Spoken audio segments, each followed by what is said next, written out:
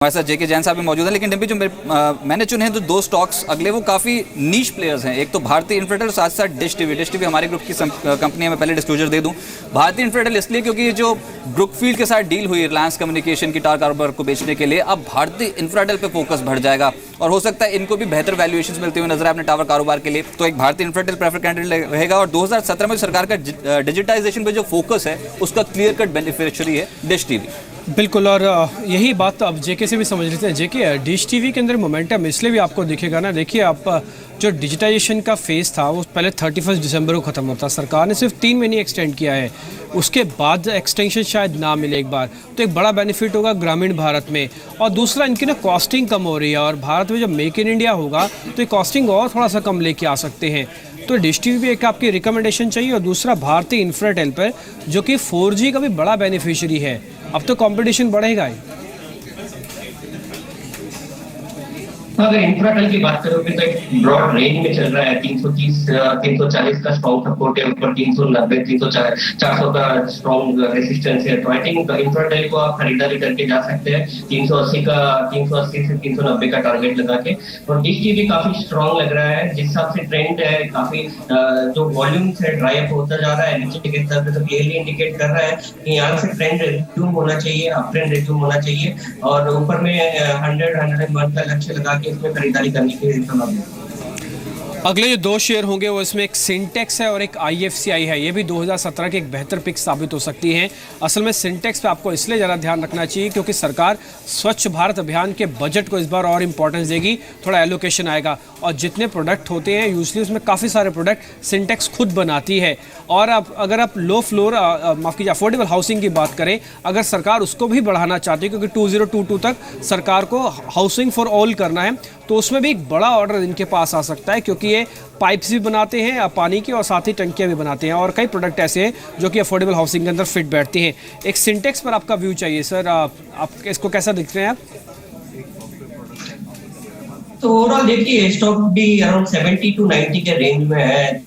जब भी 70 के पास आता है इसमें अच्छी खासी खरीदारी देखने को मिलती है और अराउंड क्लोज टू सपोर्ट के आसपास है, तो मेरे हिसाब से यहाँ पे बाय करके चलना चाहिए। ये अपसाइड अपना जो रेजिस्टेंस है जो चैनल में चल रहा है, 90 लेवल देखने को मिल सकता है स्टॉक में और पॉसिबिलिटी है 90 भी ब्रेक करके इसमें सिग्निफिकेंटली अपसाइड और देखने को मिल सकता है। तो आई थिंक यहाँ पे रिस्क रिवॉर्ड भी काफी फेवरेबल है। मैं यहाँ पे 90 के लक्ष्य के हिसाब से खरीदारी करने की सलाह दूंगा। चलिए, और ऐसे तो आपने इसलिए चुना क्योंकि NSE के IPO की खबरें निकल आई है, उसमें 3.05% स्टेक है। मैनेजमेंट अभी हमारे साथ जुड़ी थी, उनका ये भी कहना था कि बैलेंस शीट में अब वो रिस्ट्रक्चरिंग करने जा रहे हैं। पर ओवरऑल दो स्टॉक्स और मैं आपको बता दूं, एक तो है अपोलो हॉस्पिटल्स और टाटा ग्लोबल, दोनों पे जरूर फोकस रखिए जनवरी सीरीज में। अपोलो हॉस्पिटल इसलिए क्योंकि छोटे शहरों में जिस तरीके से अपने फ्रेंचाइजी मॉडल के जरिए कारोबार एक्सपैंड कर रही है, फॉरेन में हॉस्पिटल्स खोल रही है, बहुत पॉजिटिव ट्रिगर अपोलो हॉस्पिटल्स के लिए। और दूसरा, टाटा ग्लोबल मजबूत प्रोडक्ट पोर्टफोलियो हाल फिलहाल में जो प्रोडक्ट लॉन्च करे वो रेवेन्यू ऐड करते हुए नजर आएगा। और नोटबंदी का जो ऑर्गेनाइज रिटेल सेक्टर है उस पर असर कम है, उनका तो वैसे भी स्टारबक्स का टाइप है। तो ये दो स्टॉक्स हैं अपोलो हॉस्पिटल्स और टाटा ग्लोबल जो चढ़ सकते हैं। जेके, आपकी रिकमेंडेशन?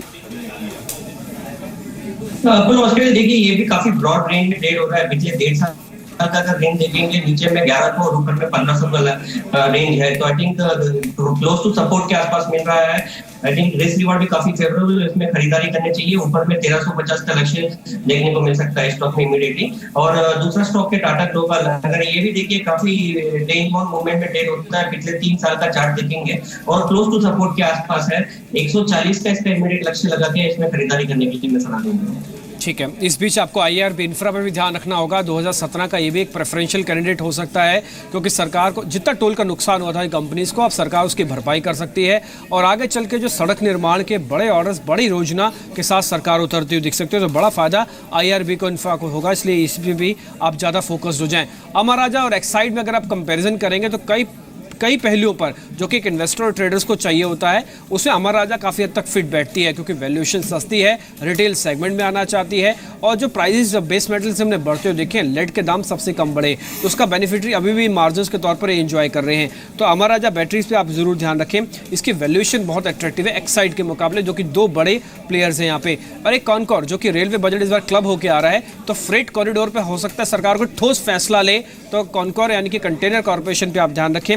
और सड़क के मुकाबले रेल मार्ग पे सरकार ज़्यादा शिफ्टिंग करवाना चाहती है, इसका एक बड़ा बेनिफिशियरी कॉन्कोर होगा और इसके अनाउंसमेंट हो सकता है कुछ एक दिनों में भी आता हो दिखे। कॉन्कोर पे आपकी रिकमेंडेशन क्या जेके? कॉनकोड देखिए, आई थिंक 1100 के आसपास अच्छे वॉल्यूम के साथ एक बेस बनाया है, तो आई थिंक इमीडिएट लक्ष्य 1250 होगा। अगर वो ब्रेक करता है तो सिग्निफिकेंट अपसाइड और देखने को मिल सकता है। आई थिंक 1250 का लक्ष्य लगा के इसमें बाय करने के लिए सलाह दूंगा। और बाकी दो स्टॉक जो अमर राजा और आईआरबी इनका आपने बताया, वो भी काफी स्टीक लग रहे हैं यहाँ पे। आई थिंक आईआरबी में 240 का इमीडिएट लक्ष्य लगा के इसमें खरीदारी कर सकते हैं, और अमर राजा बैटरी ऊपर में 1050 का टारगेट देखने को मिल सकता है। तो आई थिंक इसमें भी लॉन्ग पोजीशन बिल्डअप करते हैं। चलिए फटाफट से मैं 3 स्टॉक्स बता दूं। एक तो है Bajaj auto, two wheeler sector का एक बहुत तगड़ा कैंडिडेट है जो जनवरी सीरीज में चढ़ सकता है, इसलिए भी क्योंकि देखिए रॉयल एनफील्ड को टक्कर देने के लिए उन्होंने जो डोमिनर 400 उतारी है, इस सेगमेंट में नहीं थी कंपनी, लेकिन अब उतर आई है। वो पॉजिटिव ट्रिगर और जनवरी में अपने दाम बढ़ाने जा रही है बाइक्स के, पॉजिटिव ट्रिगर है। EIL ये बहुत इंटरेस्टिंग है। देखिए आज तो एक्स बोनस हुआ है, लेकिन इनलैंड वाटर ट्रांसपोर्ट पर इस बजट में ज्यादा फोकस रहेगा और 2017 में सरकार कंपनी में विनिवेश कर सकती है, वो भी प्रीमियम वैल्यूएशंस पे होगा, ऐसी खबरें हैं। तो कहीं ना कहीं ये दो ट्रिगर्स EIL के लिए पॉजिटिव है। और आखिरी कंपनी रहेगी KPIT भी आपको ज़्यादा ध्यान रखना होगा, क्योंकि अमेरिका में IT बजट बढ़ सकता है और ये 10 जनवरी के आसपास हम सुनेंगे अनाउंसमेंट डोनाल्ड ट्रंप की तरफ से, तो हो सकता है। और वैसे भी एक और इंपॉर्टेंट भी है KPIT की वजह से, वो है कमिंस इंडिया। कमिंस जो कि सबसे बड़ा ग्राहक है इसका, उसकी स्थिति US में काफ़ी हद तक सुधरी है, तो उसका KPIT पे रिफ्लेक्शन जरूर आता हुआ दिखेगा। तो IT चुनिंदा IT में कोई कंपनी अगर आप ढूंढ रहे हैं तो KPIT पे भी आप नजर रख सकते हो। 17 शेयर्स हमने आपके सामने रखे हैं, जिसका फायदा अब आपको आने वाले दिनों में मिल सकता है।